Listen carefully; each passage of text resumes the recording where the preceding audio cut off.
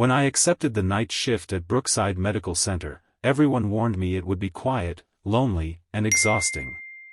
They said the hardest part would be staying awake between midnight and sunrise. They were wrong. The hardest part was meeting the man who smiled like the nicest person in the world while hiding something terrifying behind his eyes. My name is Emma, and I had just turned 28. After my father passed away from cancer, I needed extra money to help my mother keep our small house. The hospital offered higher pay for overnight admissions, so I gladly accepted. Every night, I worked at the front desk, checking in emergency patients, answering calls, and helping visitors find their way through the endless hallways. Most nights were peaceful. Until Victor arrived. He first walked through the automatic doors at exactly 2:17 a.m. Wearing a clean black coat despite the heavy rain outside. He looked to be around 45, with neatly combed dark hair, pale skin, and calm gray eyes. He smiled politely. "I brought flowers for my sister," he said softly. Visiting hours had ended hours earlier, but he sounded so gentle that I almost believed him immediately. "I'm sorry," I replied. "Only emergency family visits are allowed at this hour." His smile never disappeared. "I understand." He placed the flowers on the counter and quietly left. Something about him made me uneasy, though I couldn't explain why. The following night he returned. Same time. Same smile, this time he asked where the intensive care unit was located. Again, I refused. Again, he thanked me kindly before walking away. For nearly a week, Victor appeared every single night. He never became angry. Never raised his voice. Never argued. He simply smiled. The security guards joked that he was probably in love with me. I laughed with them, but deep inside, something felt wrong.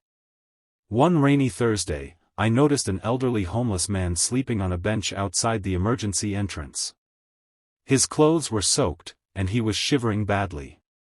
Hospital policy didn't allow people to stay there, but I couldn't leave him freezing. I bought him hot coffee and a sandwich from the cafeteria. "Thank you," he whispered with tears in his eyes. As he ate, Victor appeared beside us. He watched silently before speaking. Most people walk past men like him. I nodded. Everyone deserves kindness. Victor stared at me for several seconds. "You really believe that?" "I do."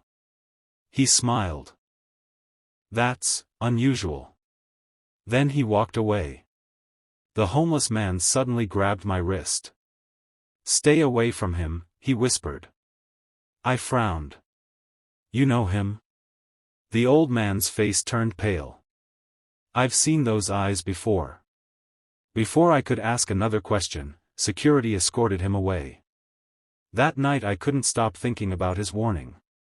The next evening, a detective entered the hospital asking questions. He showed me a photograph. My heart nearly stopped. It was Victor. "Do you know this man?" The detective asked.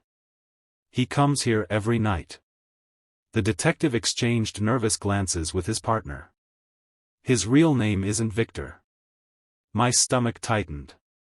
"He has several identities. We believe he's connected to multiple disappearances across 3 states. I felt my hands shaking. "But, he never threatened anyone." The detective sighed. "Psychopaths rarely do at first." They asked me to call immediately if he returned. Around 2:17 the following morning, the hospital doors opened again. Victor walked in carrying another bouquet of white lilies.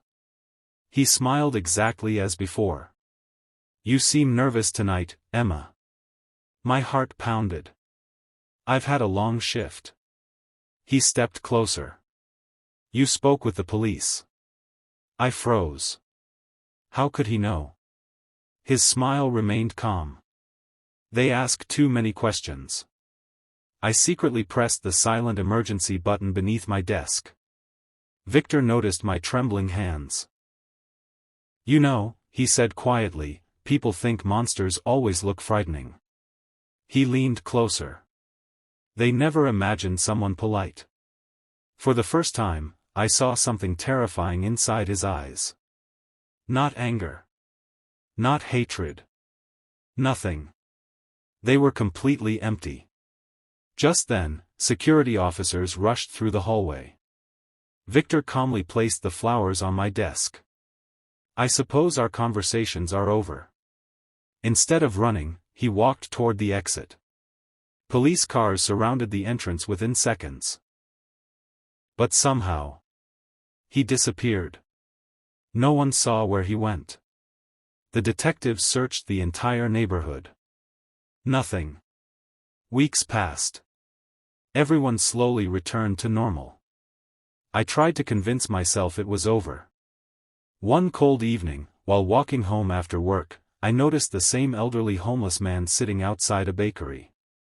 He smiled when he recognized me. "They didn't catch him, did they?" I shook my head.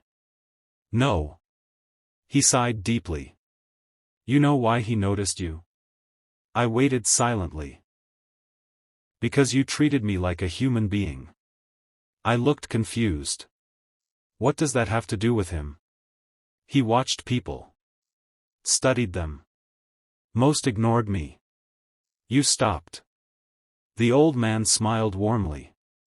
"But kindness also made someone else notice." He pointed across the street.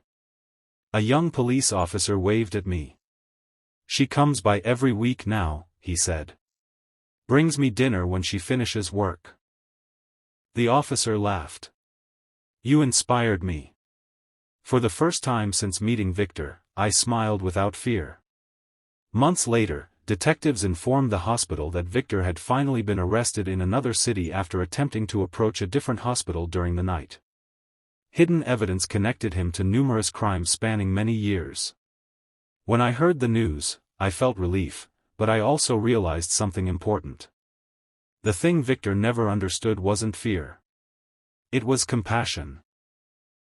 He could imitate kindness, speak gently, smile warmly, and appear trustworthy. But he couldn't understand why someone would help a stranger without expecting anything in return. That simple act confused him more than any locked door or police investigation. Even today, I still work night shifts. Sometimes frightened people walk through those hospital doors. Sometimes lonely patients have no visitors. Sometimes homeless people need a warm meal more than anyone realizes. And every time I choose kindness, I remember that darkness may exist in the world, but it never has the final word. Because even after meeting a psychopath, I discovered something stronger than fear. A single act of genuine kindness can inspire another, creating a chain of hope that no darkness can ever destroy.